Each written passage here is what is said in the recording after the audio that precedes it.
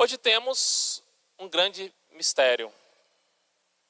O milagre, ou a cessação do milagre, que foi a transfiguração de nosso Senhor. Nosso Senhor se revela como Deus. Ele que, sendo Deus, se fez homem e passou despercebido por toda a humanidade, que o via como filho do carpinteiro. Eu fico pensando, e às vezes meditando, nos vizinhos de nosso Senhor. Mal sabiam eles que a razão da sua existência morava ao seu lado.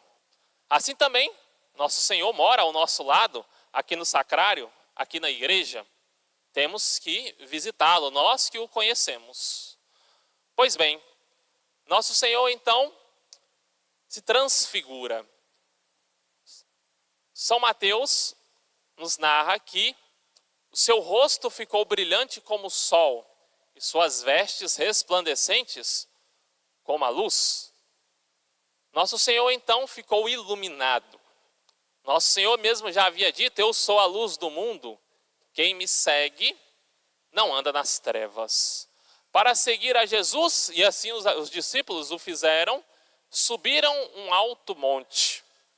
Nosso Senhor levou-os à parte a um monte muito alto. Todo aquele que quiser se santificar e andar na luz, terá que seguir a Cristo. E Cristo não segue o mundo, Cristo não segue o pecado. Por isso o caminho de seguir a Deus será um caminho diferente. Um caminho onde buscaremos nos elevar, subir acima das coisas deste mundo para ter olhos espirituais. Para então podermos entender a vida espiritual. Subir um monte muito alto é elevar-se na piedade e na oração. Deus veio nos buscar, Deus veio nos alertar que nós precisamos subir pelo caminho estreito, porque largo e espaçoso, e poderíamos dizer que como uma descida, é o caminho que conduz à perdição. Nosso Senhor então, demonstrando, e mostrando ali a sua luminosidade, demonstra a sua divindade. Nosso Senhor é Deus, é homem e Deus. E desse milagre, dessa transfiguração de nosso Senhor Jesus Cristo, nós podemos nos recordar primeiramente das vestes brancas, que nos lembram da graça de Deus. A veste batismal, ou a veste nupcial, onde nosso Senhor narra aquela parábola de que o homem não tinha uma veste nupcial e quis entrar na festa de Cristo, ou seja, o reino dos céus, foi expulso, atado, e jogado fora. Foi jogado no local onde havia choro e ranger de dentes. Então a graça de Deus é algo que nos ilumina, é algo que nos faz caminhar pelo caminho que leva à salvação. Assim, além das vestes brancas, nós vemos o rosto luminoso de Cristo.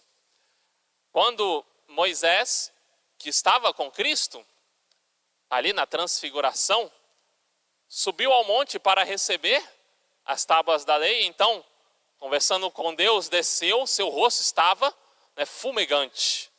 Algo semelhante ali à transfiguração de nosso Senhor Jesus Cristo. Então, no céu, nós temos essa verdade. Estaremos iluminados. Uma das características que nosso corpo ressuscitado terá, e que o corpo de Cristo já tem, e o também o da Santíssima Virgem Maria, é que nossos corpos serão resplandecentes no céu. Terão a máxima perfeição, sem nenhum defeito, sem nenhum erro ou problema no céu. Então é uma grande alegria saber que na ressurreição, na vinda de Cristo, nós teremos também a perfeição dos nossos corpos. É claro que não devemos ter um total desleixo da nossa aparência, mas a vaidade, ela entra com esse pequeno pecado, uma vaidade exacerbada, porque pode ficar tranquilo. O seu corpo, a sua face, será distinta no céu. Então temos que dar maior atenção à nossa alma. A humanidade tem dado um valor enorme ao corpo e tem esquecido da sua alma. esquecido de buscar a salvação, esquecido de viver uma vida espiritual. E esse termo alma, ele é algo importante para a nossa fé católica, porque as outras denominações cristãs, né, os evangélicos, Lutero, entre os protestantes, eles não entendem e não aceitam o entendimento de alma que nós temos. Então, para eles, quando uma pessoa morre, a alma, ela como que entra no estado de dormição, como vai dizer Martim Lutero. A alma vai dormir. Por isso que, para os evangélicos e protestantes, não existe intercessão dos santos, porque as almas estariam dormindo.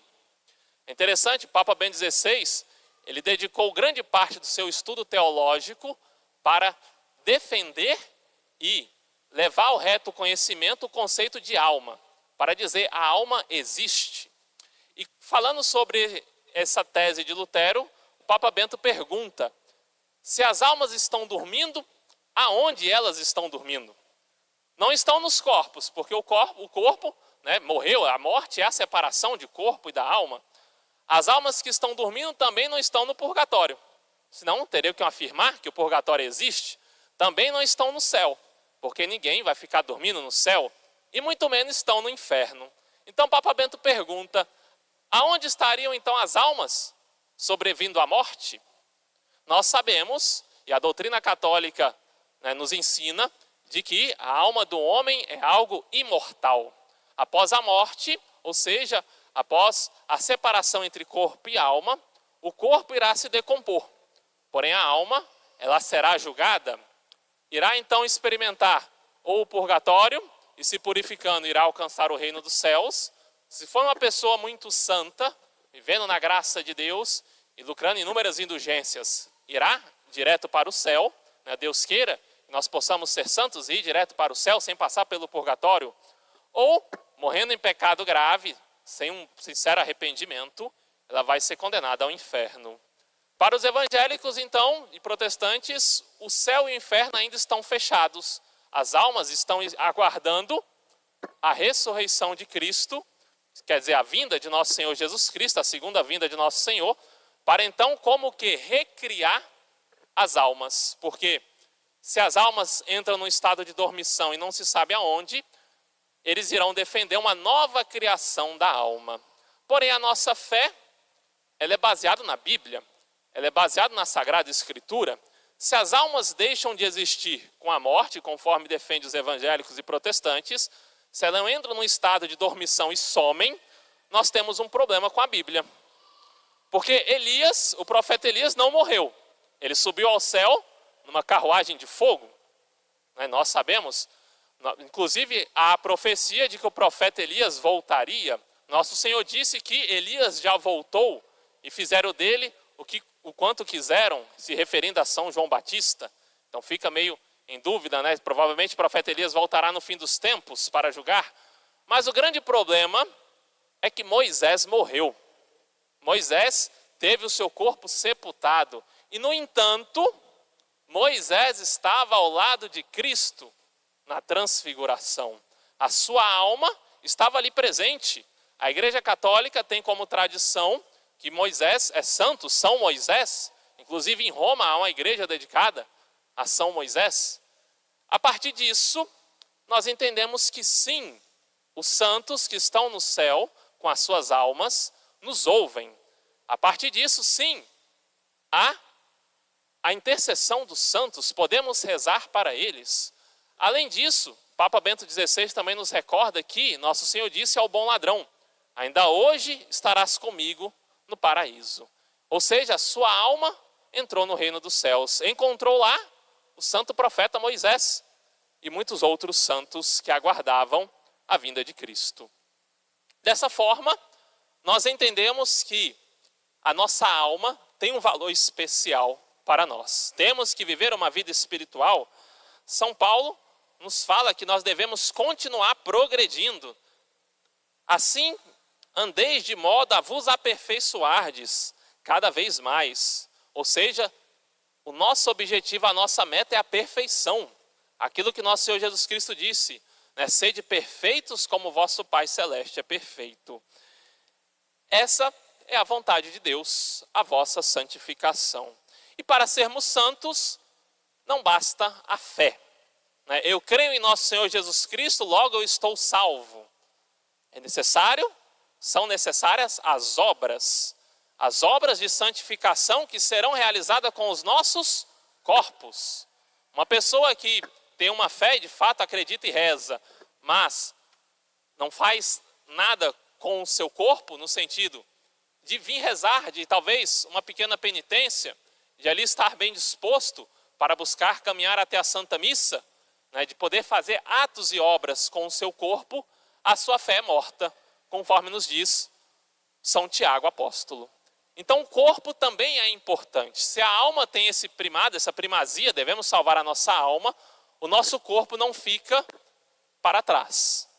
Devemos ter um grande valor com o nosso corpo, que é algo santo. Todo aquele que profana o seu corpo com o pecado, profana o templo de Deus, porque nosso corpo é templo do Divino Espírito Santo, é templo também da Eucaristia, quando comungamos. Então o nosso corpo é algo sagrado. E São Paulo nos recorda: eviteis a imoralidade e a impureza. Uma pessoa que tem muita fé e que busca a Deus, porém, se ela não segue os mandamentos, essa não está amando a nosso Senhor, porque Ele mesmo disse: quem me ama, obedece os mandamentos. Então é necessário para nós uma santificação e uma vivência espiritual completa. Uma santificação da alma, mas também do corpo. Porém, o nosso corpo está marcado, manchado pelo pecado original. Temos uma tendência ao pecado. A curiosidade, aquilo que tira de nós a graça de Deus. Para isso, então, tempo da quaresma. Para isso, as penitências, a vida de oração, a vida de devoção, domar a nossa carne para que ela possa contribuir para a nossa santificação. E assim como a alma no céu vai receber o seu prêmio, assim também o nosso corpo. Quando nosso Senhor voltar e tocarem as trombetas e todos que estão mortos ressuscitarem, nosso Senhor há de dar o prêmio devido a cada um. E aqueles que pela graça de Deus herdarem o céu, também irão se alegrar nos seus corpos da presença de Cristo. Por isso, caríssimos fiéis, nesse tempo da quaresma, busquemos a penitência, busquemos nos afastar de tudo aquilo que nos mancha com o pecado, busquemos nos fortalecer para guiar e domar a nossa carne uma salvação. Louvado seja nosso Senhor Jesus Cristo. Para sempre seja louvado.